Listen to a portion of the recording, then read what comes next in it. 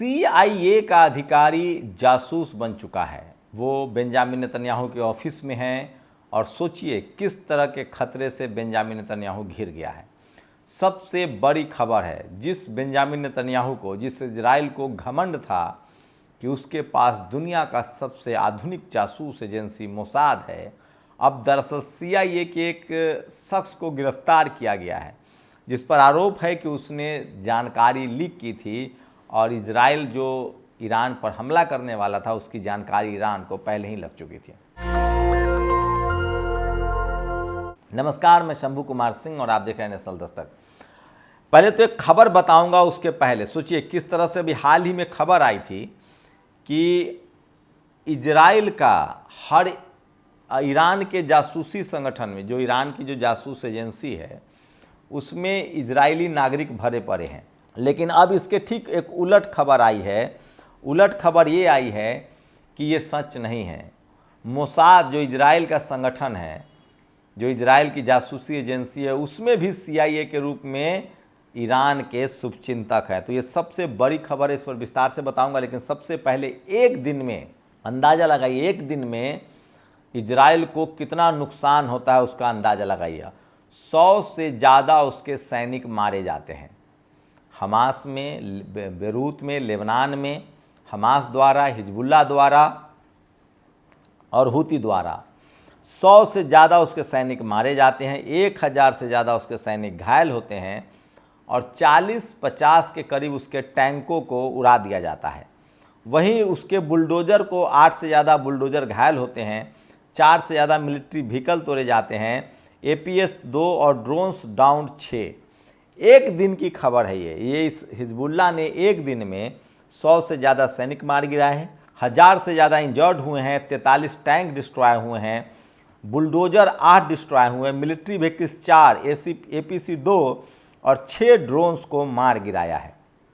ये सबसे बड़ी खबर है जो सोशल मीडिया पर वायरल है। और ये वो तमाम तस्वीरें हैं जो सैनिक हैं जो इजराइल के वो मारे जा रहे थे। तो सोचिए इस युद्ध में किस तरह से बर्बादी के कगार पर इजराइल पहुंच गया है और अब तो खुद बेंजामिन नेतन्याहू की जान को खतरा है। जानकारी के मुताबिक CIA अधिकारी आसिफ विलियम रहमान को FBI द्वारा मंगलवार को कंबोडिया में गिरफ्तार कर लिया गया है। ये बड़ी खबर है। पश्चिम एशिया में बीते साल शुरू हुए तनाव खत्म नहीं हो पाया है। हाल ही में 1 अक्टूबर को ईरान ने इजराइल पर बड़े स्तर पर हमला किया था। इस हमले के बाद माना जा रहा था कि इजराइल भी ईरान पर बड़े स्तर पर हमला कर सकता है। हालांकि इजराइल की कोशिशों को झटका तब लगा जब ईरान पर हमले की उसकी प्लानिंग लीक कर दी गई। शुरुआत से ही माना जा रहा था कि प्लानिंग अमेरिका से लीक हुई है। वहीं अब CIA के एक अधिकारी आसिफ विलियम रहमान को इस आरोप में गिरफ्तार किया गया है। न्यूयॉर्क टाइम्स की रिपोर्ट के मुताबिक CIA अधिकारी आसिफ विलियम रहमान को FBI द्वारा मंगलवार को कंबोडिया से गिरफ्तार किया गया है। आसिफ पर राष्ट्रीय रक्षा जानकारी को जानबूझकर बनाए रखने और प्रसारित करने के 2 मामलों का आरोप लगाया गया है। गुआम की संघीय अदालत में इस मामले में दस्तावेज भी दाखिल किए गए हैं। स्थानीय न्यूज के अनुसार अदालत के रिकॉर्ड के मुताबिक CIA के अधिकारी रहमान ने कथित तौर पर 17 अक्टूबर को कंबोडिया सहित अमेरिका के बाहर की जगहों से ईरान पर इजरायली हमले की प्लानिंग अवैध रूप से लीक कर दी थी। अमेरिकी मीडिया के मुताबिक आरोपी रहमान के पास संवेदनशील जानकारी तक पहुँच के लिए टॉप सीक्रेट सिक्योरिटी क्लियरेंस था। CIA अधिकारी द्वारा जो दस्तावेज लीक किए गए थे उनमें राष्ट्रीय भू स्थानिक खुफिया एजेंसी ने तैयार किया था। अमेरिकी जासूसी उपग्रहों द्वारा इकट्ठा की गई तस्वीरों और सूचनाओं को विश्लेषण करती है। यह खुफिया और सैन्य अभियानों के समर्थन में काम करती है। आसिफ विलियम रहमान को वर्जीनिया के पूर्व जिले में दोषी ठहराया गया था और गुरुवार को निष्कासन कार्रवाई के लिए गुआम की संघीय अदालत में ले जाया गया।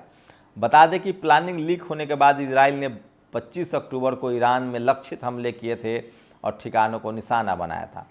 तो सोचिए, जहां गुमान था इजराइल को कि मोसाद जो है वो सबसे बड़ी इंटेलिजेंस एजेंसी है, लेकिन ईरान के जो जासूस हैं वो अब CIA में भी बैठे हैं। इससे 2 बातें और साफ हो गई है। ये तो साफ हो गया है कि ये सब कुछ अमेरिका के शह पर हो रहा है। वहीं अब एक और सीरिया के राष्ट्रपति अल असद ने बड़ा बयान दिया है। सीरिया के राष्ट्रपति अल असद ने कहा है कि इजराइल अरब के लोगों को मार रहा है और हम सिर्फ बातें कर रहे हैं। ये मामूली बात नहीं है, बड़ी खबर है। आपको बता दें कि सीरिया में लगातार अमेरिका तख्तापलट की कोशिश कर रहा था, लेकिन रूस की मदद से अल असद अपनी सत्ता बनाए रखने में कामयाब हुए और धीरे धीरे ही सही अरब के सारे देश एकजुट हो रहे हैं। आपको जानकर हैरानी होगी जिस ईरान और इराक में कभी बनती नहीं थी, जो एक दूसरे पर हमला करते थे, अब इराकी रेसिस्टेंस भी इजराइल के खिलाफ इस युद्ध में शामिल है। वहीं उससे भी बड़ी खबर है सऊदी अरेबिया। सऊदी अरेबिया ने लगभग अब तय कर लिया है कि वो इजराइल के खिलाफ इस युद्ध में शामिल होगा। सऊदी अरब का इस युद्ध में शामिल होना मतलब पूरा खाड़ी देश जो है वो एकजुट हो रहा है। तो इजराइल जैसे जैसे युद्ध लंबा होता जा रहा है, दुनिया को पता चल रहा है कि इजराइल बेकसूर लोगों को मार रहा है, बेगुनाह लोगों को मार रहा है, वैसे वैसे अरब देशों की एकजुटता बढ़ती रही है। आपको बता दें कि अरब चुप था जब लीबिया में गद्दाफी को सत्ता से हटा दिया गया।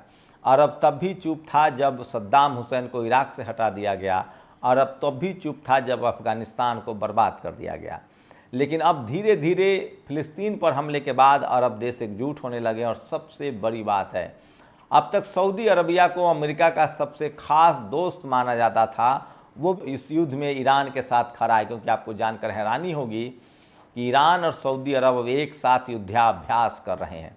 कहने का मतलब है कि धीरे धीरे ही सही इजराइल अब चारों तरफ से घिर रहा है।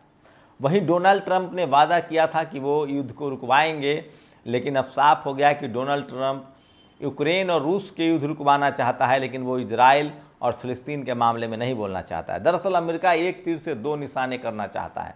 उसकी कोशिश है कि अगर यूक्रेन और रूस के युद्ध में अगर उसने अपने हाथ खींच लिए, यूक्रेन की मदद बंद कर दी, तो इससे ये होगा कि रूस उसका दोस्त बना रहेगा और यूक्रेन हार जाएगा। लेकिन सोचिए, यूक्रेन के साथ यूरोप अभी भी खड़ा है।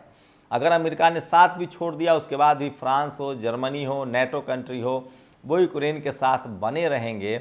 इसलिए युद्ध तो चलता रहेगा, लेकिन इसमें रूस जो है वो लगातार दबाव बना रहा है। वहीं रूस पूरी तरह से फ़िलिस्तीन के पक्ष में है, हमास के पक्ष में है, वो सीरिया के पक्ष में है। और सीरिया के प्रमुख अल असद ने कहा है कि हम सिर्फ बातें कर रहे हैं, अरब से बात कर रहा है और इजराइल लोगों को मार रहा है। जिस तरह से बेगुनाह लोगों पर हमले बढ़े हैं, उनको मारा गया है, इसके बाद से इजराइल की अपनी जो विश्वसनीयता है वो ख़त्म हो गई है। और धीरे धीरे ही सही जो अरब देश, जो इस्लामिक देश, जो मुस्लिम देश अब तक गद्दाफ़ी के समय एकजुट नहीं हुए, जब उनका तख्ता पलट किया गया गद्दाफ़ी का, जब वो सीरिया पर हमले हो रहे थे तब एकजुट नहीं हुआ, इराक पर हमले हो रहे थे तब एकजुट नहीं हुआ, अफ़गानिस्तान बर्बाद किया जा रहा था तब एकजुट नहीं हुआ। लेकिन जिस तरह से फ़िलिस्तीन में मासूम बच्चों को मारा जा रहा है, महिलाओं को मारा जा रहा है, स्कूल अस्पताल उड़ाया जा रहा है, इस युद्ध में वो कम से कम अब एकजुट होने लगे हैं। और इसी का नतीजा है कि ईरान सीधे सीधे इस युद्ध में अब शामिल है। उसने 100 से ज़्यादा मिसाइलें दागी थी। लेबनान जो है वो इस युद्ध में शामिल है और उसके लड़ाके हिजबुल्लाह कम से कम 100 इजरायली सैनिकों को रोज़ मार रहा है। वहीं इस युद्ध में हूती के जो लड़ाके हैं, जो यमन के लड़ाके हूती हैं, वो भी शामिल है। और अल असद की बात से लगता है कि इसमें सीरिया भी शामिल है और इराकी रेसिस्टेंस भी इस युद्ध में पूरी तरह से शामिल है। और जिस तरह से नया जो सबसे बड़ा अपडेट है कि CIA में भी अब ईरान के एजेंट हैं। और एक खबर ये भी आ रही है कि बेंजामिन नेतन्याहू के ऑफिस तक ईरान के जासूसों की पकड़ हो चुकी है। और वहीं खुद इजराइल में बेंजामिन नेतन्याहू के खिलाफ लगातार विरोध प्रदर्शन बढ़ रहा है। लेकिन जिस तरह से सऊदी अरब जो है वो ईरान के नज़दीक आ रहा है, वो एक साथ युद्धाभ्यास कर रहा है, इसका मतलब है कि आने वाले समय में सारे इस्लामिक देश और अरब देश कोई बड़ा फैसला लेगा। अगर ये युद्ध नहीं रुका, लोग अंतिम रूप से डोनाल्ड ट्रंप की तरफ देख रहे हैं। अगर अमेरिका ने इस युद्ध में इंटरफेयर नहीं किया और उसने अगर इजराइल की मदद बंद नहीं की, तो पूरा खाड़ी देश एक साथ इजराइल पर टूट पड़ेगा और तब इजराइल के लिए बचना नामुमकिन हो जाएगा। क्योंकि इजराइल की आबादी मात्र 1 करोड़ है और वो पूरी तरह से यूरोप और अमेरिका के मदद पर निर्भर है। और जैसे ही खाड़ी देशों ने अगर गोलबंदी कर दी, अभी तो सिर्फ 7 देशों की गोलबंदी से इजराइल की ये हालत है, अगर सऊदी अरबिया और ईरान ने एक साथ गोलबंदी कर दी तो इजराइल के लिए बचना नामुमकिन हो जाएगा। तो सबसे बड़ा अपडेट है कि रोज़ 100 से ज़्यादा इजरायली सैनिक मारे जा रहे हैं। वहीं अरब देशों में अब एकजुटता बनने लगी है और सऊदी अरब जो है वो ईरान के साथ युद्धाभ्यास कर रहा है। और साथ ही अल असद ने कहा है कि इजराइल अरब को लोगों को मार रहा है और अरब सिर्फ बातें कर रहा है। अगर ट्रंप ने इंटरफेयर नहीं किया और युद्ध नहीं रुका, तो अब इजराइल के बचे खुचे दिन ही रह गए हैं। शुक्रिया। नेशनल दस्तक की आपसे गुजारिश है कि अगर इसको बचाना चाहते हैं तो नेशनल दस्तक को सब्सक्राइब करने के लिए रेड कलर के सब्सक्राइब बटन को दबाएं, फिर बेल आइकन की घंटी दबाएं। नेशनल दस्तक को बचाने के लिए बहुत जरूरी है कि हर खबर को शेयर करें, लाइक करें, कमेंट जरूर करें।